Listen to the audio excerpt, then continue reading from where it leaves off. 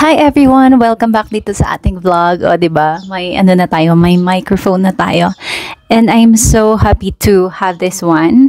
And kung may noise man na naririnig kayo, malapit lang talaga kasi kami sa school, parang wall to wall. So, yung mga estudyante dito is primary.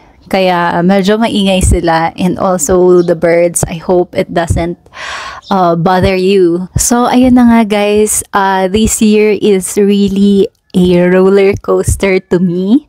Finally, we will be expecting another member of our family, and I'm so happy to share with you guys. We cherish muna yung moment na kami lang yung nakakaalam. So let's talk about my pregnancy. Nung nalaman ko yung pregnancy, I was only alone. I missed my period and I am regular. So, may ano talaga ako, gut feeling that I am pregnant. But we waited for a month before ako nag-test kasi baka hindi siya ma-capture. Yun na nga, I took the test. I am alone. And for a first time mom, parang, anong tawag niyan? I got 3 na pregnancy test to just check kung talaga nga, but I only used 2. And, ayun na nga, it's positive. Nung una, parang light lang yung ano niya, yung red na second line. So, I took another test the next day and it is more, mas matingkad na siya. So, it is confirmed na I am pregnant.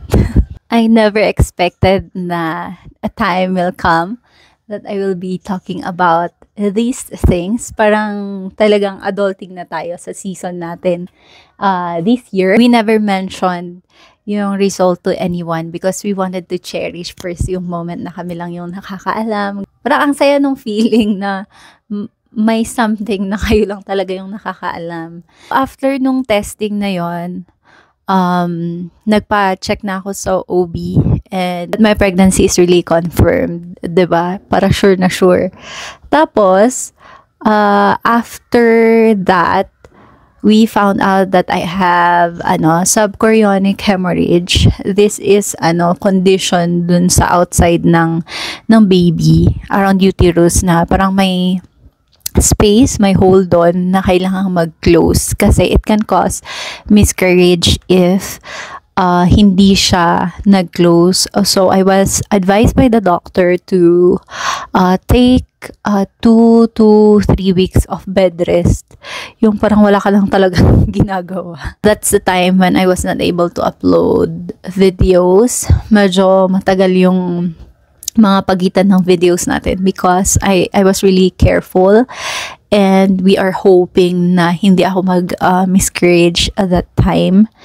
And after 2 to 3 weeks, bumalik ulit ako sa OB ko, and then we took another ultrasound, and so far nag-close siya, so thank God for that.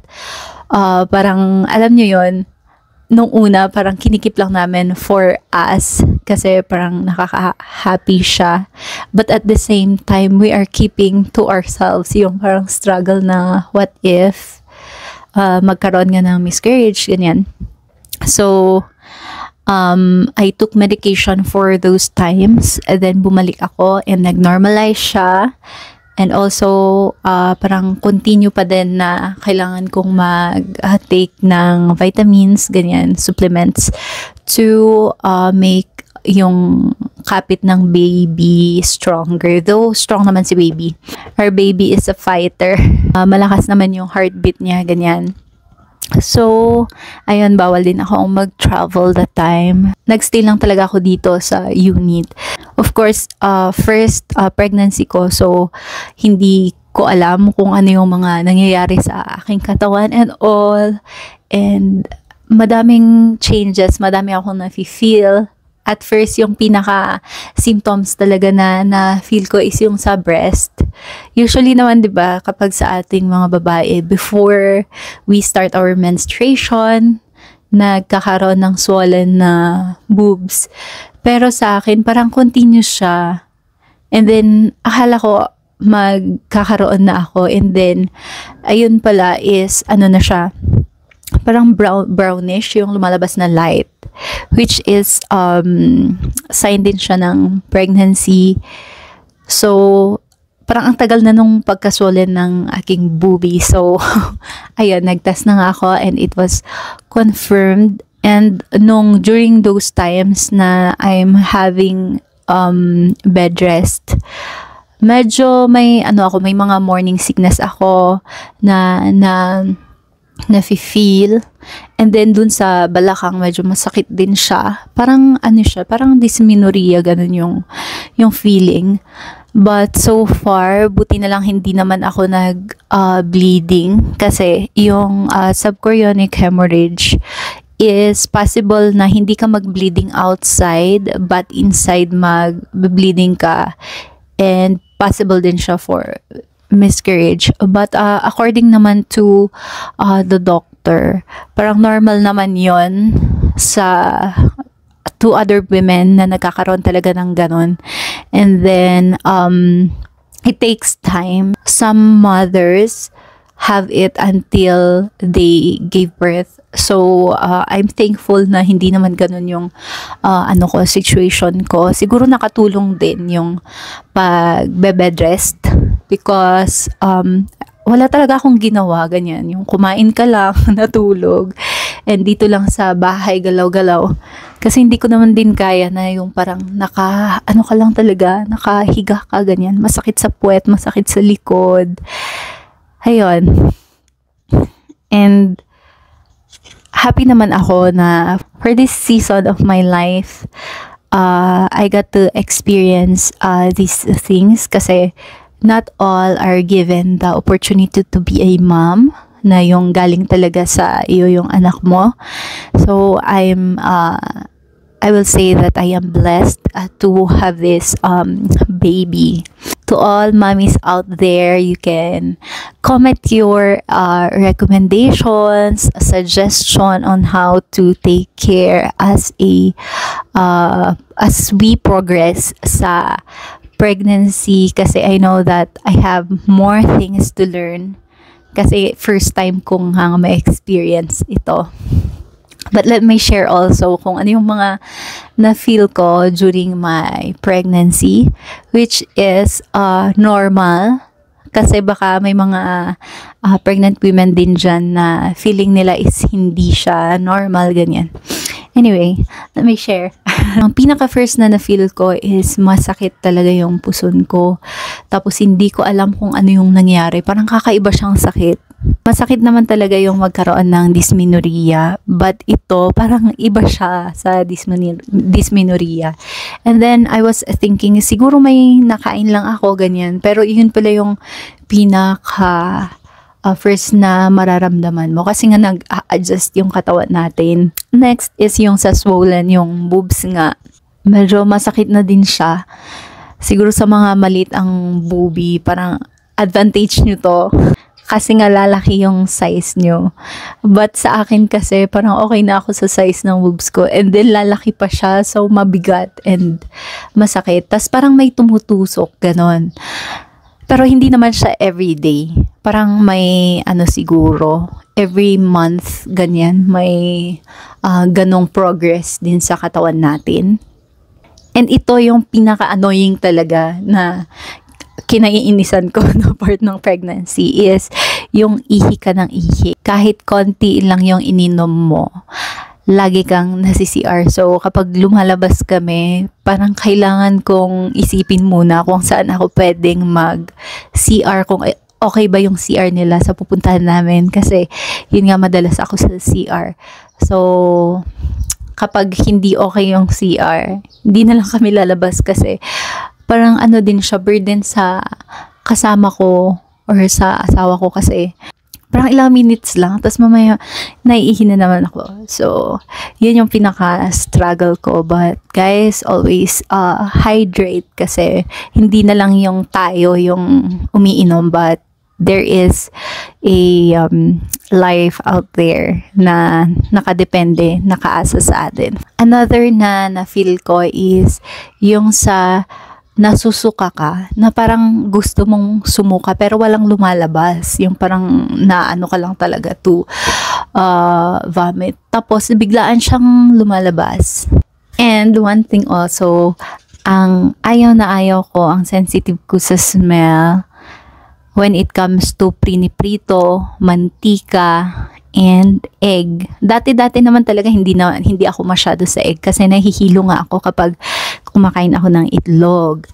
So, nung time na parang ang sensitive na ng pang-amoy ko, parang mas malala na siya. Nasusuka ka talaga sa mga matatapang ang amoy. So far, yun lang naman yung parang sensitive ako. So far sa mga pagkain, lahat naman kinakain ko. Except yun nga, itlog. Ayoko sa itlog.